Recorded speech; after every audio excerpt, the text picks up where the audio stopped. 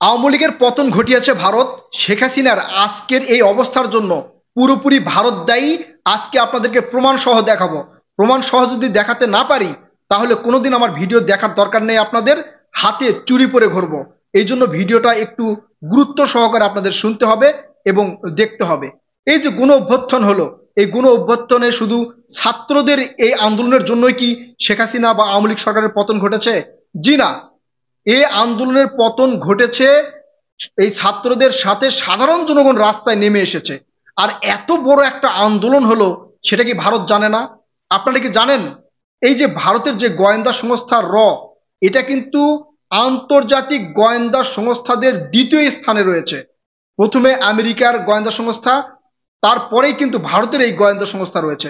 এই ভারতের গোয়েন্দা সংস্থা কি জানতো না যে এত বড় একটা আন্দোলন হবে, এইরকম পরিস্থিতি হবে, আওয়ামী লীগের পতন ঘটবে? এটা কি ভারতের জানতো না? ভারতের গোয়েন্দা সংস্থা জানতো না? অবশ্যই জানতো। আমার মনে হয় 100% জানতো। আচ্ছা, যাই হোক, এই যে ছাত্ররা গণ অভ্যুত্থান করলো, সাধারণ জনগণ যে তাদের সাথে আসলো, কেন সাধারণ জনগণ তাদের সাথে আসলো? এই সাধারণ জনগণের মধ্যে ক্ষোভকে সৃষ্টি করেছে। এই সাধারণ জনগণের মধ্যে রাগ ক্ষোভ সৃষ্টি করেছে ভারত। কিভাবে সৃষ্টি করেছে আমি আপনাদেরকে বলি। প্রথমত হচ্ছে সাধারণ জনগণ চায় কি? দ্রব্যমূল্যের দাম কম এবং অল্প আয়ে জীবন যেন ভালোভাবে চালাতে পারে, এটা হচ্ছে সাধারণ জনগণ চাই। আর এটারই প্রতিবন্ধকতা সৃষ্টি করেছে ভারত। ভারত যখন দেখে বাংলাদেশে আলু পেঁয়াজ কাঁচামরিচ উৎপাদন হয়েছে, এই সময় দরকার নেই, তখন করে কি? ভারত এই আলু পেঁয়াজ দেওয়া শুরু করে। যখন দেখে যে বাংলাদেশে এই আলু পেঁয়াজের সংকট, তখন ভারত সেটা বন্ধ করে দেয়।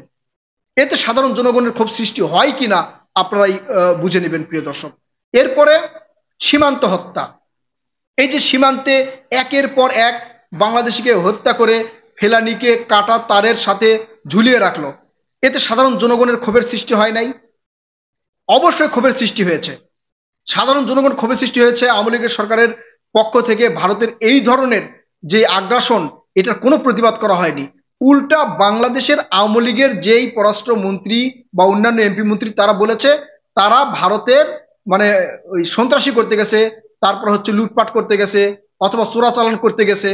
এই কারণে কি মানুষের মধ্যে ক্ষোভের সৃষ্টি হয় নাই? অবশ্যই ক্ষোভের সৃষ্টি হয়েছে।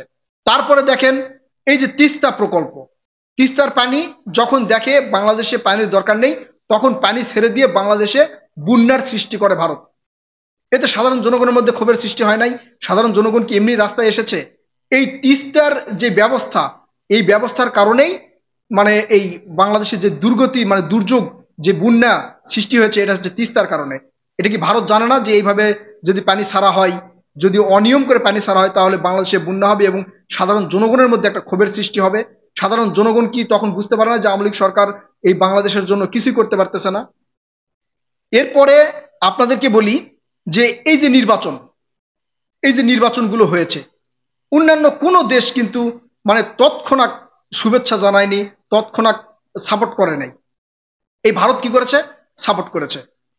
এই যে যদি সুষ্ঠু নির্বাচন হতো, আমরা কিন্তু দেখেছি একবার আওয়ামী লীগ আসে, একবার বিএনপি আসে, একবার আওয়ামী লীগ আসে, একবার বিএনপি আসে।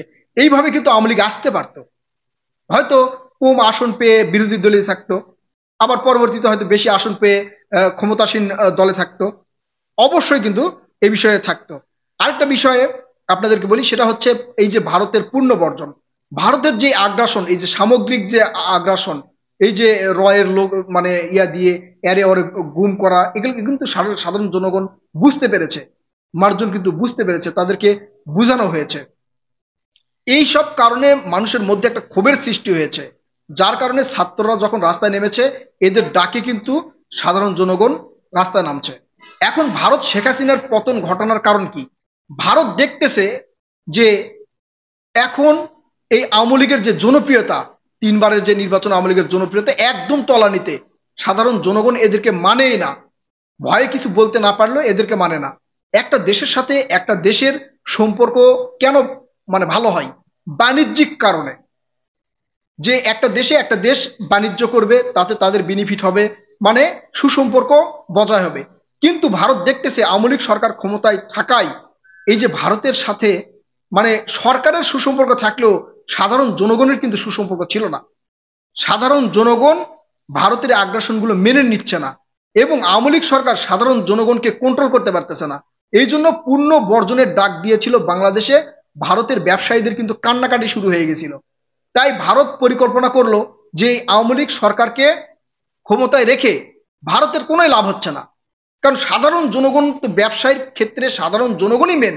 সেই জায়গায় সাধারণ জনগণ একের পর এক ভারতের পণ্য বর্জন করছে, ভারতের প্রোডাক্ট কিনা বন্ধ করছে, ভারতে যাওয়া কমিয়ে দিচ্ছে। এতে ভারতের যেই লাভ, এই লাভ কিন্তু পুরোপুরি তলানিতে যাচ্ছে। তাই আওয়ামী লীগ সরকারকে দিয়ে ভারতের আর কোনো লাভ হচ্ছে না।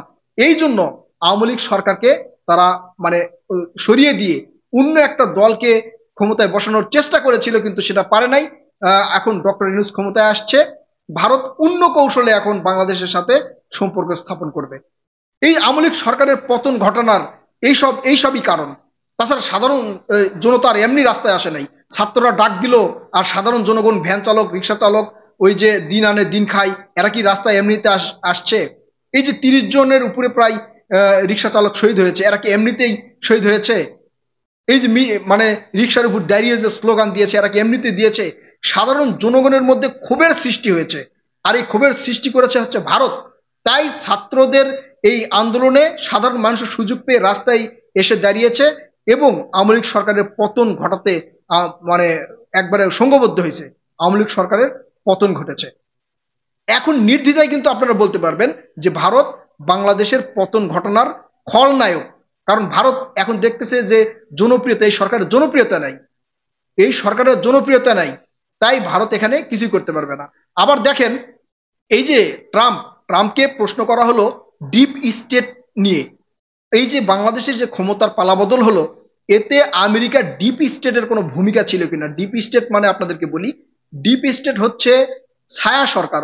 ছায়া সরকারটাও না, মানে সরকারের কোনো মানে ঊর্ধ্বতন কর্মকর্তা অর্থাৎ ক্ষমতাশালী ব্যক্তি, সরকার কোনো ক্ষমতাশালী ব্যক্তি, তার ইশারায়, তার ইঙ্গিতে, তার পরিকল্পনায় বাংলাদেশের এই পালাবদল হয়েছে কিনা সেটা কিন্তু ডোনাল্ড ট্রাম্পকে প্রশ্ন করা হয়েছিল।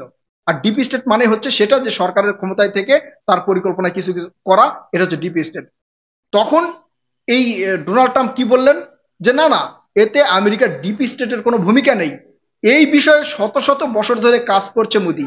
অর্থাৎ মোদিকে এই জায়গায় বলেছে যে এই ডিপ স্টেটের যে কাজটা, অর্থাৎ মানে সরকারের থেকে সরাসরি সরকার নয়, কিন্তু সরকারের যে ক্ষমতাশালী লোকজন রয়েছে তাদের সহযোগিতায়, তাদের পরিকল্পনায়, তাদের ইঙ্গিতে একটা দেশের সরকারের পতন ঘটে এবং ওই দেশে একটা প্রভাব বিস্তার করে। এটা শত শত বছর ধরে মোদি করতেছে, এই বিষয়ে মোদি জানতে পারে। এটা কিন্তু এমনিতেই আসলে ডোনাল্ড ট্রাম্প বলে নাই। ডোনাল্ড ট্রাম্প বা আমেরিকা যদি এইরকম পদক্ষেপ নিত তাহলে নির্বাচনের আগেই নিত এবং এই আওয়ামী লীগ সরকার এতদিন ক্ষমতায় থাকতে পারতো না। এখন ভারত নিশ্চিত যে ভারত চিন্তা করেছে যেহেতু সাধারণ জনগণের একটা ক্ষোভের মুখে পড়তে যাচ্ছে এই আওয়ামী লীগ সরকার, এবং আওয়ামী লীগ সরকারকে বাংলাদেশে রেখে কোনো ধরনের কোনো কিছু লাভ হচ্ছে না, তাই এই ভারতই চক্রান্ত করে, ভারতই চাল খাটিয়ে আওয়ামী লীগ সরকারের পতন ঘটিয়েছে। এটা 100% নিশ্চিত।